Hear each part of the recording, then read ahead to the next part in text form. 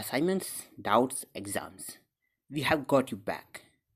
EduPlanner make every chapter easy to understand. Stay tuned, learn more, grow with us. So the first thing we want to do in this problem is write the reaction that's given. So 2 SO2 gas plus O2 gas forms 2 SO3 gas.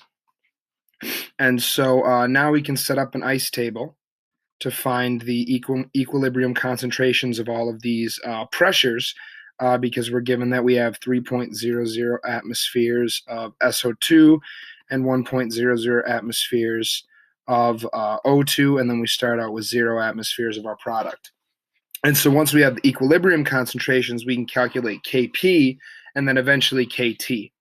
And so this is minus 2x and this is minus x, since we're losing 2 of SO2 and 1 of O2, and then this is plus 2x. And so now we have equilibrium concentrations of 3 minus 2x, 1 minus x, and 2x. And so now we can just take our P total, which is equal to the P of SO2 plus the P of O2 plus the P of SO3, and I'll go to a new page to plug in these numbers. So we have 3.75 equals our P of SO2 is 3 minus 2x, plus our P of O2 is 1 minus x, plus our P of SO3, which is 2x. And so now the first thing we'll notice is that the minus 2x and the plus 2x cancel, and we have 4 minus x on the right, 3.75 on the left, and that gives us an x equal to 0.250. And so now we can find the partial pressures of our reactants and our products. So these are all the partial pressures we're interested. The P of SO2 was 3 minus 2x, so 3 minus 2 times 0.25 gives us 2.50 atmospheres. The P of O2 is 1 minus x, so 1 minus 0.25, and that gives us 0.750 atmospheres.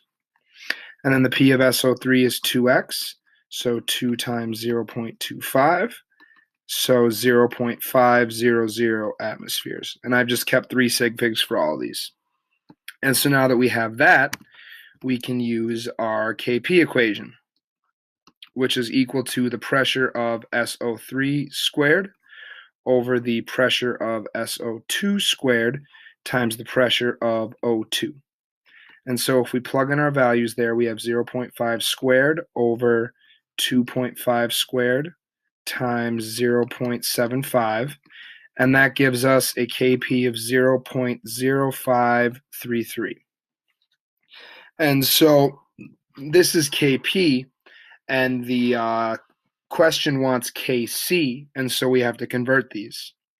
And so at equilibrium, Kp is equal to Kc times RT to the delta N, where R is our ideal gas constant, T is our temperature, and delta N is our change in number of moles.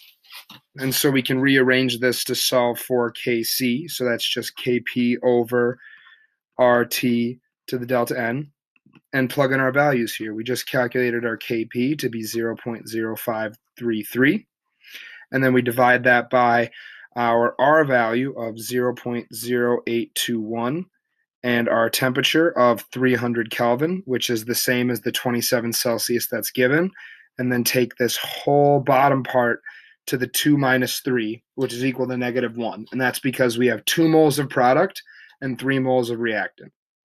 And so when we do this, we get a Kc value of 1.314.